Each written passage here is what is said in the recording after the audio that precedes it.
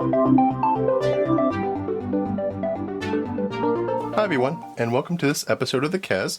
In this episode, I am going to be doing a read-along, where I will read you this Return of the Jedi Ewoks Hang-Gliding Adventure that I found while I was looking through some boxes of mine that I had when I was younger. The reason I'm doing this, and I thought it would be fun, is because my son's school, they had a read-along every week during the month of May, 2 days a week. And it was really fun. The kids really enjoyed it. The teachers read stories, 2 teachers each night read a story of their own that was their favorite. So I thought I would read this one and show you the artwork that's inside this Ewoks book. So here we have The Return of the Jedi, the Ewoks Hang-Gliding Adventure by Jody Herbstman and illustrated by Pat Paris. It's published by Random House. One windy fall morning, 3 Ewoks were playing in a field near their village. "It's a perfect day for hang-gliding," said Tebow. "Looks like stormy weather to me," said Nisa. "Besides, the Harvest Festival is almost here. We have chores to do this afternoon." "We'll be back in plenty of time," said Wicket. "You're just scared, Nisa." "No, I'm not," said Nisa. "You can go hang-gliding if you want. I'm staying here." Wicket and Tebow went off to get their hang-gliders. Then they walked up to the edge of a high cliff. "Ready, set, go!" shouted Wicket. The 2 friends jumped off the edge of the cliff. "Whee!" called Tebow as the wind caught them both and lifted them into the sky.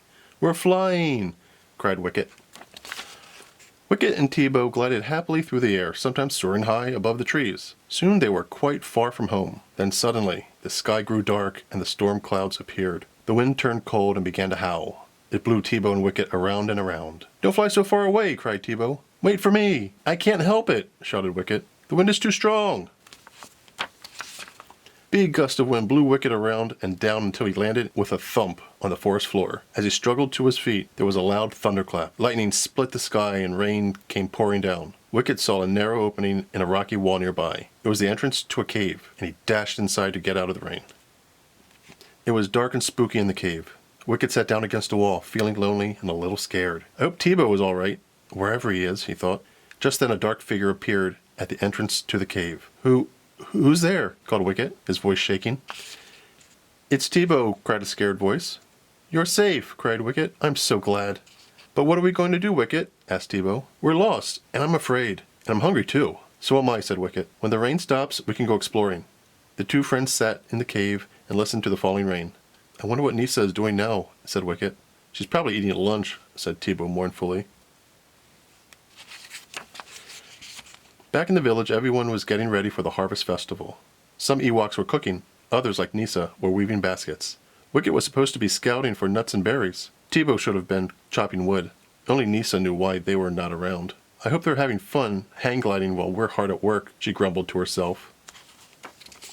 Logray, the medicine man, was busy stirring something in a pot. "I hope Wicket is off getting me those berries I need," he said to Nisa. "And I wonder where Tebow is. I haven't heard his axe this afternoon." Then it began to rain in the village. "Maybe Wicket and Tebow are caught in the storm," thought Nisa. "They'd better hurry back here before they're missed. I wish I could send them a message." Then, as she noticed some smoke rising from an Ewok hut nearby, Nisa got an idea. Far from the village, the rain finally ended. Wicket and Tebow left the cave and walked through the forest, hoping to find their way home. "I just can't figure out where we are," said Wicket. "Nisa was right," said Tebow. "We shouldn't have gone hang-gliding." "Maybe we'll be able to see our village from a hill," said Wicket. The 2 friends set out, carrying the broken gliders on their backs. They walked through the forest and crossed a stream. Finally, they came to a clearing at the top of a hill. When Wicket and Tebow looked around, they saw some smoke in the distance. "Look, a fire," said Tebow. "Do you think it's in our village?" Wicket looked at the smoke carefully. "Those are smoke signals," he said. "And they are from our village." "Come home now," read the 2 friends together. "It must be a message from Nisa," said Tebow. "Let's follow the smoke," said Wicket. "It will lead us home." The 2 Ewoks trudged through miles of forest and meadow, always in the direction of the smoke signals. As twilight fell, they came to the top of another hill and looked down. There was the village. "Home, sweet home," they sighed. The first place Wicket and Tebow went was to Nisa's hut. Nisa hugged them both. Did you see my smoke signals? She asked.